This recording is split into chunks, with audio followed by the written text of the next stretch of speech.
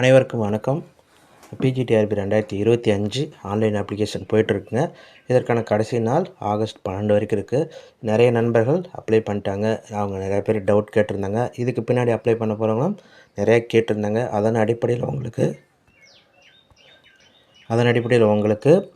இப்போ நம்ம எப்படி அப்ளை பண்ணுறது, என்னென்ன டவுட்ஸ்லாம் வரும், எந்தெந்த இடத்துல நம்ம கவனமாக பண்ணணும், எல்லா டீட்டெயிலும் இதில் ரொம்ப ஃபுல் டீட்டெயிலில் பார்க்கலாங்க.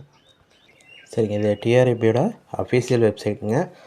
ஃபஸ்ட்டு இமெயில் வெரிஃபிகேஷன் வரும்.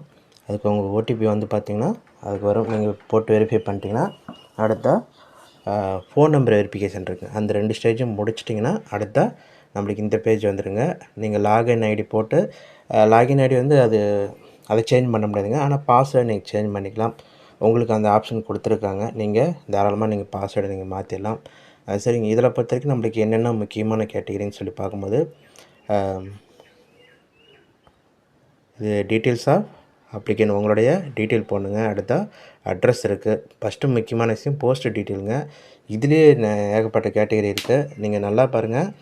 இது எக்ஸாமே 3 இருக்குங்க. போஸ்ட் கிராஜுவேட், ஃபிசிக்கல் டைரக்டர், அடுத்த கம்ப்யூட்டர் இன்ஸ்ட்ரக்டர். இது 3க்கு தாங்க நடக்குது. இந்த போஸ்ட் கிராஜுவேட்லேயே லாங்குவேஜ் தனி, அதர் மேஜர்ஸ் தனிங்க. மொத்தம் 4 கேட்டகரி இருக்கும். அப்போ நீங்கள் போஸ்ட்டு செலக்ட் பண்ணும்போது எதை நீங்கள் செலக்ட் பண்ணுறீங்களோ அதை வச்சு தாங்க உங்களுக்கு எக்ஸாம் வரும், கொஷின் பேப்பர் வரும். நீங்கள் அதை ஒன்ஸ் ஒரு டைம் படிச்சிட்டிங்கன்னா திருப்பி மாற்ற முடியாது. அதனால் ரொம்ப இந்த ஸ்டேஜில் கவனமாக இருங்க. அடுத்த உங்களுடைய டீட்டெயில்ஸ் கேட்பாங்க. அடுத்த அட்ரஸ், அடுத்த ஸ்பெஷல் கேட்டகிரி யார் இருந்தாங்களோ அவங்களுக்கு மட்டும் இது பொருத்தம். எஜுகேஷன் குவாலிஃபிகேஷன் எல்லாருக்கும். மீடியம் ஆஃப் இன்ஸ்ட்ரக்ஷன் நீங்கள் போடணுங்க. அடுத்த எக்ஸாமினேஷன் பர்டிகுலர்ஸ், ரிசர்வேஷன் ஃபார் ஹெச்ஜிடி அது இருந்தால் மட்டும்தாங்க. எம்ப்ளாய்மெண்ட் டீட்டெயில்ஸ் அண்டு என்ஓசி இதுவும் அரசு பணியில் இருக்கிறவங்களுக்கு மட்டும்.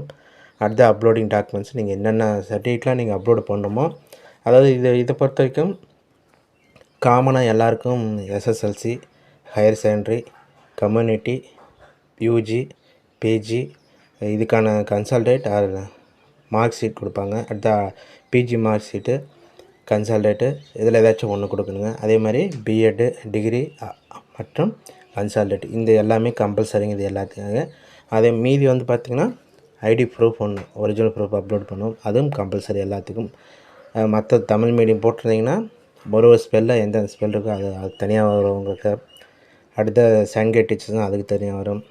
அடுத்த பிஎஸ்டிஎம்மாக இருந்தால் இது ஒன்று போட்டுருவீங்க. பிடபிள்யூடியாக இருந்தால் அதுக்கு ஒரு கேட்டகரி இருக்கும். கவர்மெண்ட் ஜாப்பில் இருந்தால் உங்களுக்கு என்ஓசி பர்டிகுலர் இருங்க. இது தொடர்பாக உங்களுக்கு எந்தெந்த டேட்டா இருக்குதோ அதை மட்டும்தான் நீங்கள் அப்ளை பண்ண போகிறீங்க. எந்த டேட்டாலாம் நீங்கள் அப்ளை பண்ணது தப்பு இல்லாமல் இருக்கணுங்க. அதை மட்டும்தான் அவங்க சிவியில் செக் பண்ணி பார்ப்பாங்க.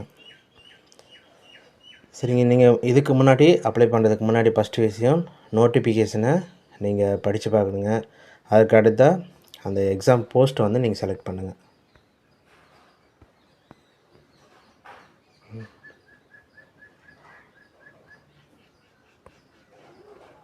இது தாங்க ஃபஸ்ட்டு டேட். இது வந்து பார்த்திங்கன்னா போஸ்ட்டு நீங்கள் எந்த இதுக்கு அப்ளை பண்ணுறீங்கன்னு சொல்லி கேட்பாங்க. போஸ்ட் கிராஜுவேட்டில் 2 இருக்குங்க. லாங்குவேஜ் ஒன்று, அகடாமிக் சப்ஜெக்ட் இருக்கும். தமிழ், இங்கிலீஷ் இவங்க மட்டும் நீங்கள் லாங்குவேஜ் போடுங்க. மீதி மற்ற மேஜர்லாம் அகடாமிக் சப்ஜெக்ட் கொடுங்க. கம்ப்யூட்டர் இன்ஸ்ட்ரக்ஷன் மேஜர் முடிஞ்சால் நீங்கள் அது கொடுங்க. ஃபிசிக்கல் டைரக்டர் இருந்தால் நீங்கள் அந்த இது கொடுக்கணுங்க.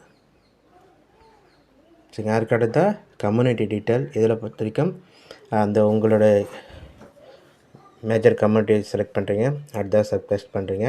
அதுக்கு இந்த டேட்டா எல்லாமே நீங்கள் பாருங்கள். நீங்கள் யார் இஷ்யூங் அத்தாரிட்டி அதை நீங்கள் அது கரெக்டாக போடணுங்க. எந்த கேட்டரில் யார் கொடுக்குறாங்கன்னு சொல்லிட்டு தெளிவாக போட்டுக்கணும்.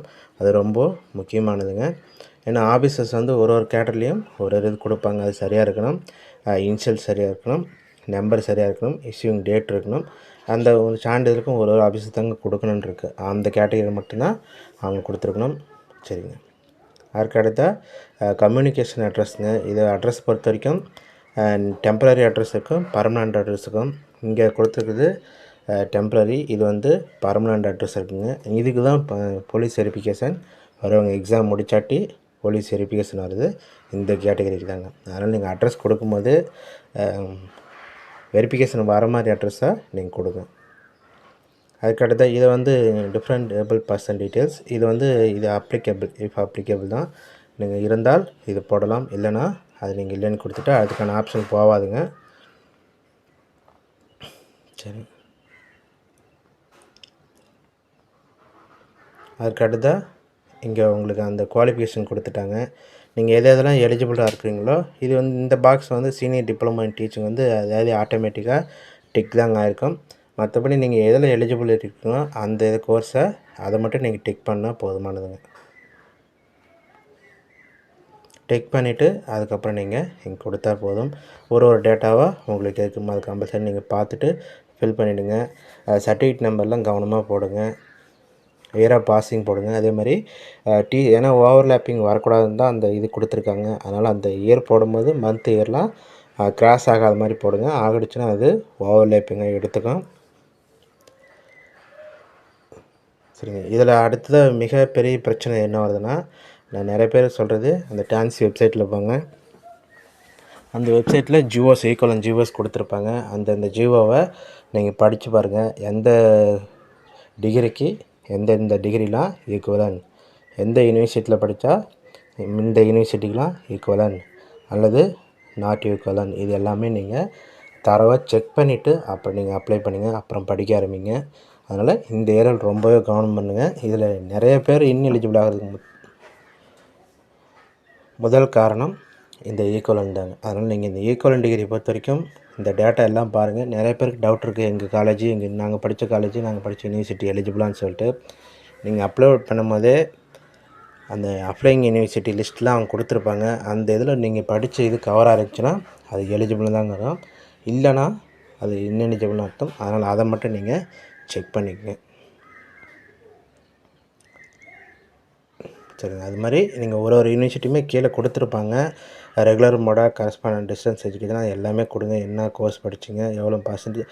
அதே மாதிரி நீங்கள் இப்போ இது ஃபஸ்ட்லேயே சொல்லியிருக்கணுங்க. 10th 12th UG, PG, BEd இதுக்கான பர்சன்டேஜ் நீங்கள் போட்டு வச்சுருங்க. நீங்கள் எங்கள் சென்டருக்கு போகும்போதே 10th எவ்வளோ பர்சன்டேஜ், 12th எவ்வளோ பர்சன்டேஜ், யூஜியில் எவ்வளோ, பிஜியில் எவ்வளோ, பிஎட்டில் எவ்வளோ, இது எல்லாமே தனித்தனி பர்சன்டேஜாக போட்டுருப்பாங்க. ஏன்னா அங்கே அவசியம் அதுக்கு ரொம்ப டிலே ஆகுங்க. அது யூஜிலாம் பார்த்திங்கன்னா உங்களுக்கு பேப்பர் அதிகமாக இருக்கும். பிஜிலாம் கொஞ்சம் சிரமமாக இருக்கும். அதனால் நீங்கள் இப்போயே நீங்கள் போட்டு வச்சுட்டு இந்த பர்சன்டேஜை போட்டு எடுத்துகிட்டு போயிருங்க.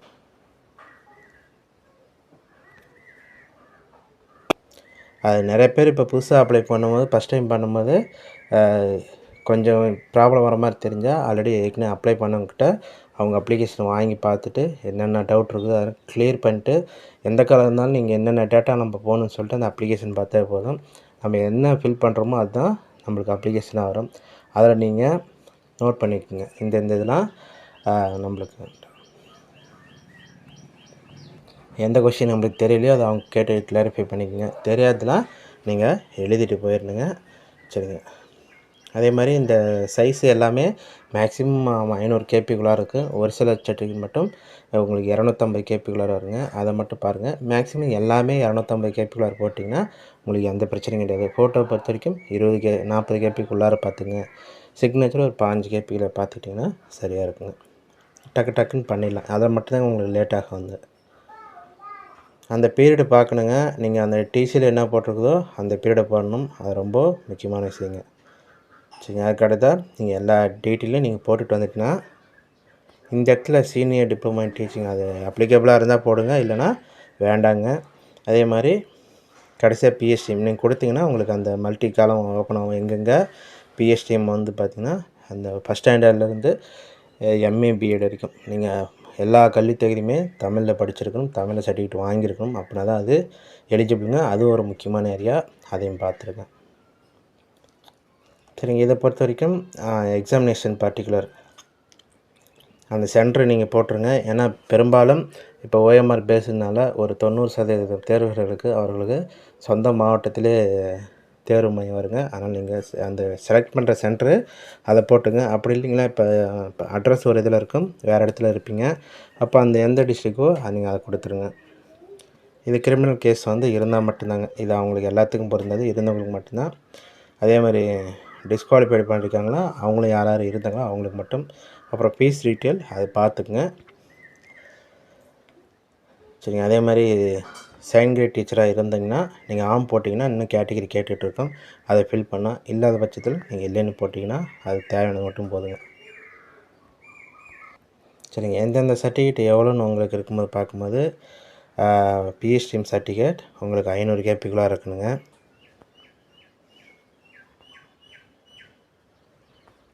பிஜி 500. இந்த இது மட்டும் பாருங்கள், PG professional degree or professional consolidate உங்களுக்கு 500 கேபி வரும். இது 250 கேபி தான் வரும். அதனால் சைஸ் எல்லாமே நீங்கள் ஆவரேஜாக 500 பிடிச்சிடாதீங்க. 250குள்ளே இருந்தால் உங்களுக்கு சேஃபாக இருக்கும். அதை கொஞ்சம் பார்த்துங்க. கடைசியாக நீங்கள் அந்த அப்ளை பண்ணதை பொறுத்து இங்கே சர்டிஃபிகேட் லிஸ்ட் ஆஃப் டாக்குமெண்ட் வருங்க. எந்தெந்த சர்டிஃபிகேட்லாம் நீங்கள் அப்லோட் பண்ணுறேன்னு சொல்லிட்டு இது ரொம்ப ரொம்ப முக்கியமானது. இதில் நீங்கள் எல்லாமே கவனமாக பார்த்துட்டு அப்லோடுன்னு இருக்குதா அப்படின்னு சொல்லிட்டு கொடுங்க. நீங்கள் அப்லோடு பண்ணாமல் விட்டுருந்தீங்கன்னா அது உங்களுக்கு ஃபைனல் சப்மிட் கொடுக்க முடியாதுங்க. இருந்தாலும் நீங்கள் ஒரு சர்டிஃபிகேட்டும் அப்லோடு கொடுத்துட்டு நீங்கள் வியூ கொடுத்துட்டு நம்ம கொடுத்துருக்க சர்டிஃபிகேட் சரியா அப்படின்னு சொல்லிட்டு எல்லாம் பார்த்துட்டு அதுக்கப்புறம் நீங்கள் எந்திரிச்சாங்க. ஒரு சில பர்டிகுலர் மட்டும்தாங்க நம்மளுக்கு கரெக்ஷன் ஆப்ஷன் கொடுப்பாங்க. கண்டிப்பாக ஆகஸ்ட் 12க்கு பின்னாடி நம்மளுக்கு எடிட் ஆப்ஷன் கொடுப்பாங்க. அப்போ எல்லா டீட்டெயிலும் நம்ம கரெக்ஷன் பண்ண முடியாது. குறிப்பிட்ட டீட்டெயில் மட்டும்தான் கரெக்ஷன் பண்ண முடியும். அதனால் நீங்கள் அப்ளை பண்ணும்போது கூட இருந்துக்கிட்டு செக் பண்ணிவிட்டு பொறுமையாக சொல்லுங்கள். 2 மணி நேரம் ஆனாலும் பரவாயில்லைங்க. அப்புறம் இப்படி முடிச்சாட்டி திருப்பி என்ன பண்ணுறீங்க, ஒரு டைம் செக் பண்ணிட்டு ஃபைனல் சப்மிட் கொடுங்க.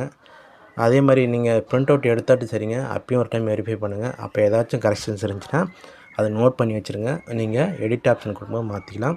சரிங்க ஃப்ரெண்ட்ஸ், இன்னும் ஏதாச்சும் டவுட் இருந்துச்சுன்னா கண்டிப்பாக கேளுங்க. ஓகே ஃப்ரெண்ட்ஸ், எக்ஸாம் வந்து பார்த்தீங்கன்னா அப்ளிகேஷன் சீக்கிரம் முடிச்சுட்டு எக்ஸாம் நல்லா படிக்கிறது ஸ்டார்ட் பண்ணுங்கள். All the best for. Okay friends, thank you.